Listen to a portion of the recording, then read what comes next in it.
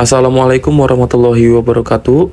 Perkenalkan, saya Farhan Hadinata. Dan saya Fadli dari kelompok 6 mata kuliah Getaran Mekanik Universitas Mercubuana. Pada video ini, kami akan mempresentasikan analisis getaran motor listrik akibat ketidakseimbangan massa rotor menggunakan metode analitis dan simulasi MATLAB OD45 sesuai tugas kelompok pada studi kasus 3. Video ini membahas konsep rotor unbalance, tahapan pembuatan program di MATLAB, proses simulasi menggunakan OD45, serta analisis hasil berupa grafik perpindahan, kecepatan, dan diagram fase. Pada mesin industri seperti motor listrik, pompa, dan turbin, salah satu penyebab utama getaran adalah rotor unbalance, yaitu ketika pusat massa rotor tidak tepat berada di pusat putarannya.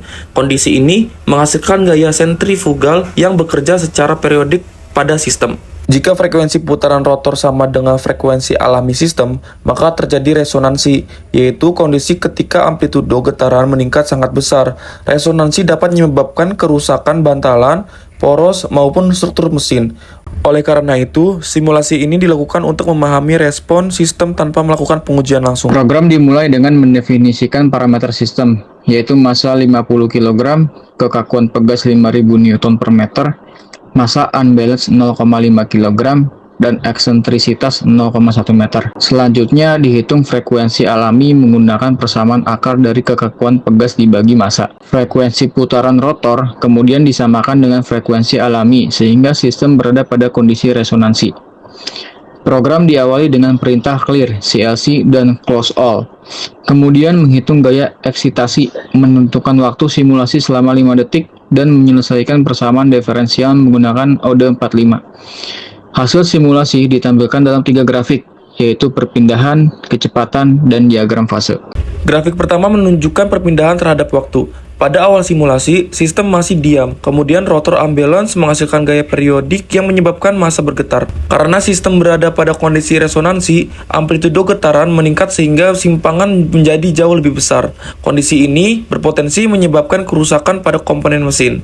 Grafik kedua menunjukkan kecepatan getaran. Kecepatan berubah mengikuti gerakan massa. Nilai maksimum terjadi saat massa melewati titik keseimbangan, sedangkan pada simpangan maksimum, kecepatannya mendekati 0. Grafik ini menunjukkan pertukaran energi antara energi kinetik dan energi potensial pegas. Grafik terakhir adalah diagram fase, yaitu hubungan antara perpindahan dan kecepatan.